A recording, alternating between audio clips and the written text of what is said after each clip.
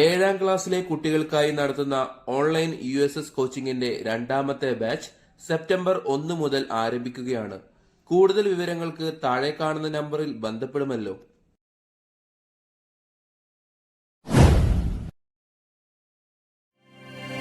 എല്ലാവർക്കും സ്വാഗതം. ഞാൻ നിങ്ങളുടെ സ്വന്തം കുട്ടിമാഷ്. ഈ ചാനൽ നിങ്ങൾക്ക് ഇഷ്ടമായെങ്കിൽ ലൈക്ക് ചെയ്യുക, സബ്സ്ക്രൈബ് ചെയ്യുക, ഷെയർ ചെയ്യുക. ആ ബെല്ലൈക്കൺ കൂടെ അമർത്താൻ മറക്കരുത്. കുട്ടിമാഷിന്റെ വാട്സപ്പ് ചാനലിൽ ജോയിൻ ചെയ്യാനുള്ള ലിങ്ക് ഡിസ്ക്രിപ്ഷനിലും കമന്റ് ബോക്സിലും നൽകിയിട്ടുണ്ട്. പെട്ടെന്ന് തന്നെ ജോയിൻ ചെയ്യുക. ഏഴാം ക്ലാസ്സിലെ സോഷ്യൽ സയൻസിൽ ഓണപരീക്ഷയ്ക്ക് വരാൻ സാധ്യതയുള്ള കുറച്ചധികം മോഡൽ ചോദ്യങ്ങളും ഉത്തരങ്ങളുമാണ് ഈ വീഡിയോയിൽ ഞാൻ നിങ്ങളുമായി ഡിസ്കസ് ചെയ്യാൻ വേണ്ടി പോകുന്നത്. ആക്ടിവിറ്റി 1 അതിലെ ഒന്നാമത്തെ ചോദ്യം which tax system was abolished by Akbar? Akbar നിർത്തലാക്കിയ നികുതി സമ്പ്രദായം ഏതാണ്? ഓപ്ഷൻസ് ഉണ്ട്: ജസിയ, മാൻസബ്ദാരി, സുൽഹ് ഇ കുൽ, ദിൻ ഇലാഹി. ആൻസർ ജസിയ. രണ്ടാമത്തെ ചോദ്യം which book was translated into Persian under the name Razmnama during the Mughal rule? Mughal ഭരണകാലത്ത് രസ്നാമ എന്ന പേരിൽ പേർഷ്യൻ ഭാഷയിലേക്ക് വിവർത്തനം ചെയ്യപ്പെട്ട ഗ്രന്ഥം ഏത്? Bhagavad Gita, Mahabharata, Ramayana, none of these. Answer Mahabharata. മൂന്നാമത്തെ ചോദ്യം emperor Akbar was a religiously tolerant ruler. Prepare a note with evidence. Akbar ചക്രവർത്തി മതസഹിഷ്ണുതയുള്ള ഭരണാധികാരിയായിരുന്നു. തെളിവുകൾ നിരത്തി ഒരു കുറിപ്പ് തയ്യാറാക്കുക. Answer Akbar was a very powerful emperor who received love and respect from his subject equally. He did not show any discrimination between upper and lower caste. He was able to treat all religions equally. Akbar built the Ibadat Khana in his new capital Fatehpur Sikri with the aim of creating tolerance between religions. Scholars and dignitaries of different religions used to gather here. Din Ilahi is the visionary religion that Akbar formulated to embrace the good aspect of all religions. The core of this vision is peace for all. Akbar also proved that he was a good ruler by abolishing the religious tax called Jizya. Raja Todermal, Raja Mansingh, Raja Bhagwandas and Birbal were the prominent figures who held high positions in the court of Emperor Akbar. These are the evidence that he considered people of all religion as equal. ഇതിന്റെ മലയാളം ഞാൻ വായിക്കാം. പ്രജകളിൽ നിന്നും സ്നേഹവും ബഹുമാനവും ഒരുപോലെ ലഭിച്ചിരുന്ന അതിശക്തനായ ചക്രവർത്തിയായിരുന്നു അക്ബർ. ഉയർന്ന വിഭാഗമെന്നോ താഴ്ന്ന വിഭാഗമെന്നോ ഉള്ള തരംതിരിവ് അദ്ദേഹം കാണിച്ചിരുന്നില്ല. എല്ലാ മതങ്ങളെയും ഒരുപോലെ പരിഗണിക്കാൻ അദ്ദേഹത്തിന് സാധിച്ചിരുന്നു. മതങ്ങൾ തമ്മിൽ സഹിഷ്ണുത ഉണ്ടാക്കുക എന്ന ലക്ഷ്യത്തോടെ പുതിയ തലസ്ഥാനമായ ഫത്തേപൂർ സിക്രിയിൽ അക്ബർ ഇബാദത്ത് ഖാന പണികഴിപ്പിച്ചു. വിവിധ മതങ്ങളിലെ പണ്ഡിതരും പ്രമുഖരും ഇവിടെ ഒത്തുചേർന്നിരുന്നു. എല്ലാ മതങ്ങളുടെയും നല്ല വശങ്ങൾ കോർത്തിണക്കിക്കൊണ്ട് അക്ബർ രൂപം കൊടുത്ത ദർശനമാണ് ദിൻ ഇലാഹി. എല്ലാവർക്കും സമാധാനം എന്നതാണ് ഈ ദർശനത്തിന്റെ കാതൽ. കൂടാതെ ജസിയ എന്ന മതനികുതി നിർത്തലാക്കിക്കൊണ്ട് താൻ നല്ലൊരു ഭരണാധികാരി കൂടിയാണെന്ന് അക്ബർ തെളിയിച്ചു. രാജ ടോഡർമാൾ, രാജ മാൻസിംഗ്, രാജ ഭഗവൻദാസ്, ബീർബൽ എന്നിവർ അക്ബർ ചക്രവർത്തിയുടെ രാജസദസ്സിലെ ഉന്നത സ്ഥാനം വഹിച്ചിരുന്ന പ്രധാനികളാണ്. എല്ലാ മതസ്ഥരെയും തുല്യമായി അദ്ദേഹം പരിഗണിച്ചിരുന്നു എന്നതിനുള്ള തെളിവ് കൂടിയായിരുന്നു ഇത്. ആക്ടിവിറ്റി 2 അതിലെ ഒന്നാമത്തെ ചോദ്യം In which year did Harihara and Bukka established the Vijayanagara Empire? Hariharan, Buchan എന്നിവർ വിജയനഗര സാമ്രാജ്യം സ്ഥാപിച്ച വർഷം ഏത്? CE 1336, CE 1509, CE 1529, CE 1565. Answer CE 1336. രണ്ടാമത്തെ ചോദ്യം find and write the common features of the Mughal and Vijayanagara empires. Mughal Vijayanagara സാമ്രാജ്യങ്ങളുടെ പൊതു സവിശേഷതകൾ കണ്ടെത്തി എഴുതുക. ആൻസർ മൊണാർക്കി എന്ന് പറഞ്ഞാൽ രാജവാഴ്ച. റിലീജിയസ് ഹാർമണി പ്രിവെയിൽഡ്, മതസൗഹാർദ്ദം ഉണ്ടായിരുന്നു.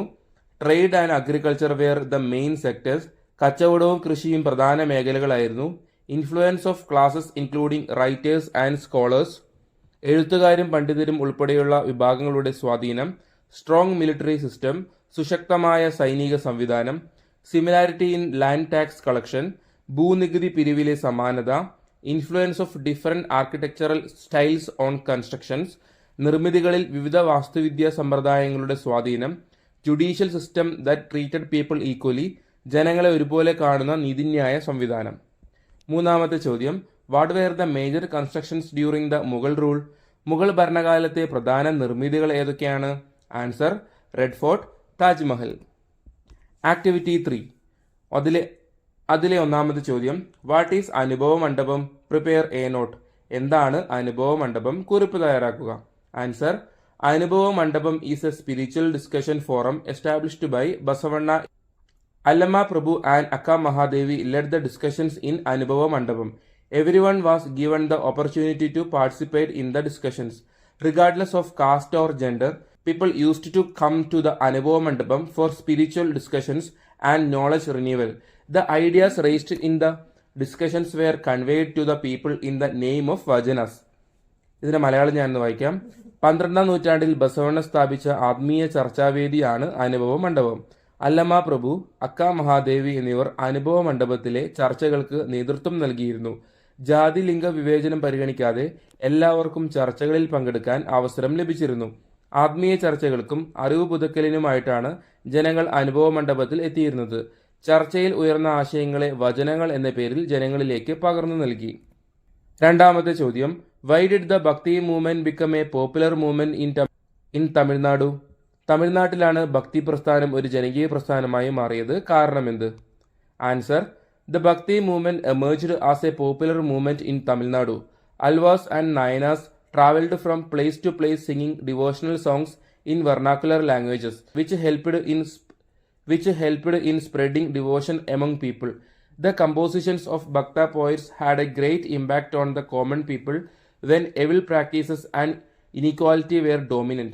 The meaningless customary practices that prevailed in the society were questioned. Irrespective of caste, all sections of the society were attracted to the Bhakti movement. ഇതിന്റെ മലയാളം ഞാൻ വായിക്കാം. തമിഴ്നാട്ടിലാണ് ഭക്തി പ്രസ്ഥാനം ഒരു ജനകീയ പ്രസ്ഥാനമായി രൂപം കൊണ്ടത്.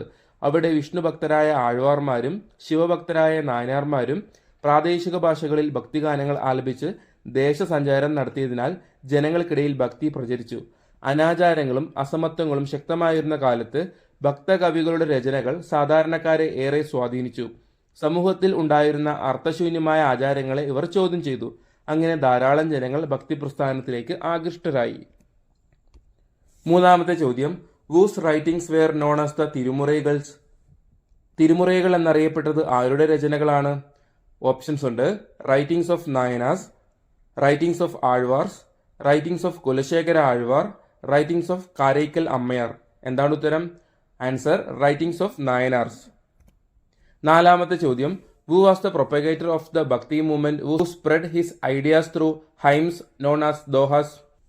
ദോഹകൾ എന്നറിയപ്പെടുന്ന ഈരടികളിലൂടെ തന്റെ ആശയങ്ങൾ പ്രചരിപ്പിച്ച ഭക്തി പ്രസ്ഥാനത്തിന്റെ പ്രചാരകൻ ആര്? ഓപ്ഷൻസ് നോക്കാം. സാമരാജ് രാംദാസ്, മൻസൂർ, കബീർ, മീരാബായി. ആൻസർ, കബീർ. അഞ്ചാമത്തെ ചോദ്യം, വാട്ട് വാസ് നോൺ ആസ് സമ? സമ എന്നറിയപ്പെട്ടത് എന്താണ്? ഓപ്ഷൻസ് നോക്കാം. റെസിഡൻസസ് ഓഫ് സൂഫീസ്, അതായത് സൂഫികളുടെ താമസ സ്ഥലങ്ങൾ. Singing or chanting style of Sufis, സൂഫികളുടെ ഗാനാലാപന ശൈലി. എ സെക്ട് ഓഫ് സൂഫീസ്, സൂഫികളിലെ ഒരു വിഭാഗം. ടോംബോ ഷാജഹാൻ, ഷാജഹാന്റെ ശവകുടീരം. എന്താണ് ഉത്തരം? Answer, singing or chanting style of Sufis. Activity 4, match the following. A കോളത്തിലുള്ള കാര്യങ്ങളും ബി കോളത്തിലുള്ള കാര്യങ്ങളും തെറ്റായിട്ടാണ് കൊടുത്തിട്ടുള്ളത്. നിങ്ങൾ എന്ത് ചെയ്യണം? ഇത് രണ്ടും അങ്ങോട്ടും ഇങ്ങോട്ടും മാച്ച് ചെയ്യണം. ഇപ്പം തെറ്റായിട്ടാണ് കൊടുത്തിട്ടുള്ളത്. നമുക്ക് ശരി ഉത്തരം നോക്കിയാലോ. 1885 എന്താ നടന്നത്? ഇന്ത്യൻ നാഷണൽ കോൺഗ്രസ് തുടങ്ങി. 2012 പോക്സോ ആക്ട് നിലവിൽ വന്നു. 1949 ആണെങ്കിലോ the constituent assembly approved and signed the constitution. ഭരണഘടനാ നിർമ്മാണ സഭ ഭരണഘടന അംഗീകരിച്ച് ഒപ്പുവെച്ചു. 1976 എന്താ നടന്നത്? മിനി കോൺസ്റ്റിറ്റ്യൂഷൻ, അതായത് ചെറു ഭരണഘടന ആരംഭിച്ചു അല്ലെങ്കിൽ അംഗീകരിച്ചു. ഇനി 1978 right to property become a fundamental right. സ്വത്താവകാശം മൗലികാവകാശം അല്ലാണ്ടായി മാറി. ഇനി നമുക്കിതിലെ രണ്ടാമത്തെ ചോദ്യം നോക്കാം. Which is not a feature of Indian constitution? Indian ഭരണഘടനയുടെ സവിശേഷതകളിൽ താഴെ പറയുന്നവയിൽ ഉൾപ്പെടാത്തത് ഏതാണെന്നാണ് ചോദിക്കുന്നത്. സോവറേനിറ്റി ഓഫ് ദ അതോറിറ്റീസ്, അധികാരികളുടെ പരമാധികാരം. ഫണ്ടമെന്റൽ ഡ്യൂട്ടീസ്, മൗലിക കടമകൾ. റൂൾ ഓഫ് ലോ, നിയമവാഴ്ച. അഡൾട്ട് സഫറേജ്, പ്രായപൂർത്തി വോട്ടവകാശം. ഇനി ഇതിന് ഉത്തരം നമുക്ക് നോക്കാം. ഇന്ത്യൻ ഭരണഘടനയുടെ സവിശേഷതകളിൽ ഉൾപ്പെടാത്തതാണ് ചോദിക്കുന്നത്, ബാക്കിയൊക്കെ ഉൾപ്പെട്ടതാണ്. Option A sovereignty of the authorities. മൂന്നാമത്തെ ചോദ്യം, what are the features of the government of India act? Government of India ആക്ടിന്റെ സവിശേഷതകൾ എന്തെല്ലാമാണ്? Answer, come into existence in 1935, 1935 നിലവിൽ വന്നു. Bicameral legislature in 6 provinces, 6 പ്രവിശ്യകളിലും ദ്വിമണ്ഡലങ്ങളായി. 321 സെക്ഷൻസ് ആൻഡ് 10 സ്കെഡ്യൂൾസ്, 321 വിഭാഗങ്ങളും 10 പട്ടികകളും. Bicameral legislature at the centre, കേന്ദ്രത്തിൽ ദ്വിമണ്ഡല സഭ. Special constituencies for weaker sections, woman and workers, ദുർബല വിഭാഗങ്ങൾ, സ്ത്രീകൾ, തൊഴിലാളികൾ എന്നിവർക്ക് പ്രത്യേക മണ്ഡലങ്ങൾ. Power divided between the centre and the provinces, കേന്ദ്രത്തിനും അന്നത്തെ പ്രവിശ്യകൾക്കുമായി അധികാരം വിഭജിച്ചു. നാലാമത്തെ ചോദ്യം, find the wrong in the following statements about the constitution. താഴെ കൊടുത്തിരിക്കുന്ന ഭരണഘടനയെക്കുറിച്ചുള്ള പ്രസ്താവനകളിൽ തെറ്റായത് കണ്ടെത്തുക. A, only state governments have certain powers, സംസ്ഥാന സർക്കാരുകൾക്ക് മാത്രമായി ചില അധികാരങ്ങൾ ഉണ്ട്. B, everyone who has completed 18 years of age has the right to vote, 18 വയസ്സ് തികഞ്ഞ എല്ലാവർക്കും വോട്ടവകാശമുണ്ട്. C, a person in India can have state citizenship in addition to national citizenship, ഇന്ത്യയിലുള്ള ഒരാൾക്ക് ദേശീയ പൗരത്വത്തിനു പുറമെ സംസ്ഥാന പൗരത്വം കൂടിയുണ്ട്. D, no one is above the law, ആരും നിയമത്തിന് അതീതരല്ല. ഇവിടെ നമ്മൾ എന്താണ് കണ്ടെത്തേണ്ടത്? തെറ്റായത്, റോങ് ആൻസർ ആണ് ഇതിൽ കണ്ടുപിടിക്കേണ്ടത്. ഏതാണ് wrong? Option C, a person in India can have state citizenship in addition to national citizenship, ഇന്ത്യയിലുള്ള ഒരാൾക്ക് ദേശീയ പൗരത്വത്തിനു പുറമെ സംസ്ഥാന പൗരത്വം കൂടി ഉണ്ടാകും. ഇത് തെറ്റാണ്, റോങ് ആണ്. ആക്ടിവിറ്റി 5, ഒന്നാമത്തെ ചോദ്യം, which article of the constitution of India ensures equality to all citizens, എല്ലാ പൗരന്മാർക്കും തുല്യത ഉറപ്പുവരുത്തുന്ന ഇന്ത്യൻ ഭരണഘടനയുടെ അനുച്ഛേദം അല്ലെങ്കിൽ ആർട്ടിക്കിൾ ഏതാണ്? Article 14, article 24, article 39, article 45. എന്താണ് ഉത്തരം? Answer, article 14. രണ്ടാമത്തെ ചോദ്യം, which groups face marginalization in society, സമൂഹത്തിൽ അരികുവൽക്കരണം നേരിടുന്ന വിഭാഗങ്ങൾ ഏതൊക്കെ? Answer, woman, transgenders, Dalits, tribals, minorities, poverty stricken people, refugees, differently abled persons, ex-prisoners, etc. മൂന്നാമത്തെ ചോദ്യം, explain the first fight against marginalization waged by Mahatma Ayyankali, അരികുവൽക്കരണത്തിനെതിരെ മഹാത്മാ അയ്യങ്കാളി നടത്തിയ ആദ്യ പോരാട്ടം വിശദമാക്കുക. Answer, protesting against the non admission of a Dalit girl named Panchami to school, Ayyankali reached the school holding Panjami's hand and made the girl sit in the school. As part of Panjami's admission to school, the feudal set the school on fire. This was the first fight waged by Mahatma Ayangali against caste-based marginalization. നാലാമത്തെ ചോദ്യം, who is one of the most important contributors to Indian anthropology? Indian നരവംശ ശാസ്ത്രത്തിന് ഏറ്റവും പ്രധാനപ്പെട്ട സംഭാവന നൽകിയവരിൽ ഒരാൾ താഴെ പറയുന്നതിൽ ആരാണ്? Doctor Punnan Lukose, Janaki Ammal, Pandita Ramabai, Verrier Elwin. എന്താണ് answer? Verrier Elwyn.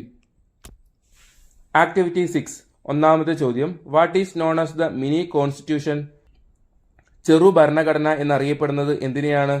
The 42nd constitutional അമെൻമെന്റ് of 1926 which made important changes by adding the words socialism, secularism, integrity and independence to the constitution is called the mini constitution. ഞാൻ ഇതിന് മലയാളം ഒന്ന് വായിക്കാം. 1926 42ാം ഭരണഘടനാ ഭേദഗതി വഴി socialism, മതേതരത്വം, അഖണ്ഡത എന്നീ വാക്കുകൾ ഭരണഘടനയിൽ എഴുതി ചേർത്തു. സുപ്രധാനമായ മാറ്റങ്ങൾ വരുത്തിയ ഈ ഭേദഗതിയെ ചെറു ഭരണഘടന എന്ന് വിളിക്കുന്നു. ഇതിലെ രണ്ടാമത്തെ ചോദ്യം, അക്കോർഡിംഗ് ടു വിച്ച് കോൺസ്റ്റിറ്റ്യൂഷണൽ അമെൻമെന്റ് education become a fundamental right, വിദ്യാഭ്യാസം മൗലികാവകാശമായി മാറിയത് ഏത് ഭരണഘടനാ ഭേദഗതി അനുസരിച്ചാണ്? ഓപ്ഷൻസ് ഉണ്ട്. 76th അമെൻമെന്റ്, 42nd അമെൻമെന്റ്, 86th അമെൻമെന്റ്, 74th അമെൻമെന്റ്. എന്താണ് ഉത്തരം? Option C, 86th അമെൻമെന്റ്. ആക്ടിവിറ്റി 7, അതിലെ ഒന്നാമത്തെ ചോദ്യം, who established the Mughal rule in India, ഇന്ത്യയിൽ മുഗൾ ഭരണം സ്ഥാപിച്ചത് ആരാണ്? ആൻസർ, ബാബർ. രണ്ടാമത്തെ ചോദ്യം, which military system was implemented by Akbar, Akbar നടപ്പിലാക്കിയ സൈനിക സമ്പ്രദായം ഏതാണ്? ആൻസർ, മാൻസബ്ദാരി. മൂന്നാമത്തെ ചോദ്യം, which of the following statements regarding the red fort are correct, ചെങ്കോട്ടയുമായി ബന്ധപ്പെട്ട് താഴെ തന്നിട്ടുള്ള പ്രസ്താവനകളിൽ ശരിയായത് ഏതൊക്കെയാണ്? ഞാൻ സ്റ്റേറ്റ്മെന്റ്സ് ഒന്ന് വായിക്കാം. The red fort is a historical monument build in Delhi during the medieval period. മധ്യകാലഘട്ടത്തിൽ ഡൽഹിയിൽ നിർമ്മിക്കപ്പെട്ട ചരിത്ര സ്മാരകമാണ് ചെങ്കോട്ട അല്ലെങ്കിൽ red fort. The red fort is located in south India. ദക്ഷിണേന്ത്യയിലാണ് ചെങ്കോട്ട സ്ഥിതി ചെയ്യുന്നത്. The red fort was build during the reign of Akbar. അക്ബറിന്റെ ഭരണകാലത്താണ് ചെങ്കോട്ട പണി കഴിപ്പിച്ചത്. Our prime minister hoist the national flag at the red fort on independence day. സ്വാതന്ത്ര്യ ദിനത്തിൽ നമ്മുടെ പ്രധാനമന്ത്രി ദേശീയ പതാക ഉയർത്തുന്നത് ചെങ്കോട്ടയിലാണ്. The red fort is an example of the fusion of Indian and Persian architectural styles. ചെങ്കോട്ട ഇന്ത്യയുടെയും പേർഷ്യൻ വാസ്തുവിദ്യാ ശൈലിയുടെയും സമന്വയത്തിന്റെ ഉദാഹരണമാണ്. നമുക്കിതിന്റെ ആൻസർ എന്തൊക്കെയാണെന്ന് നോക്കിയാലോ. ശരിയായത് ഏതൊക്കെയാണെന്ന്? Answer option A, the red fort is a historical monument build in Delhi during the medieval period. മധ്യകാലഘട്ടത്തിൽ ഡൽഹിയിൽ നിർമ്മിക്കപ്പെട്ട ചരിത്ര സ്മാരകമാണ് ചെങ്കോട്ട. Option D, our prime minister hoist the national flag at the red fort on independence day. സ്വാതന്ത്ര്യ ദിനത്തിൽ നമ്മുടെ പ്രധാനമന്ത്രി ദേശീയ പതാക ഉയർത്തുന്നത് ചെങ്കോട്ടയിലാണ്. Option E, the red fort is an example of the fusion of Indian and Persian architectural styles. ചെങ്കോട്ട ഇന്ത്യയുടെയും പേർഷ്യൻ വാസ്തുവിദ്യാ ശൈലിയുടെയും സമന്വയത്തിന്റെ ഉദാഹരണമാണ്. ആക്ടിവിറ്റി 8, അതിലെ ഒന്നാമത്തെ ചോദ്യം.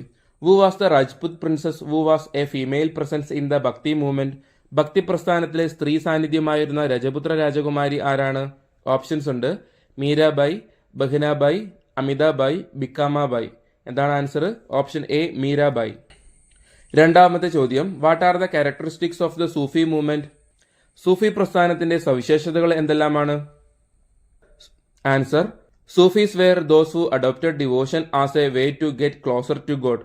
ഭക്തി ദൈവത്തോട് അടുക്കാനുള്ള മാർഗമായി സ്വീകരിച്ചവരായിരുന്നു സൂഫികൾ.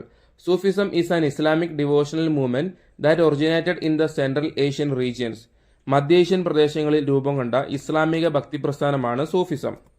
Sufis emphasized the concepts of monotheism, brotherhood, love of humanity and devotion to God.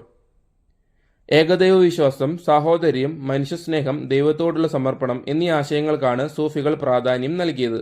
Sufi teachers were known as pir. സൂഫികളുടെ ഗുരുക്കന്മാർ പീർ എന്നാണ് അറിയപ്പെട്ടത്. Sufi devotional songs were known as qawwalis. സൂഫികളുടെ ഭക്തിഗാനങ്ങൾ ഖവാലീസ് എന്നാണ് അറിയപ്പെട്ടത്. The Sufi movement originated in India in the 12th century. 12ാം നൂറ്റാണ്ടോടുകൂടിയാണ് ഇന്ത്യയിൽ സൂഫി പ്രസ്ഥാനം പിറവിയെടുത്തത്.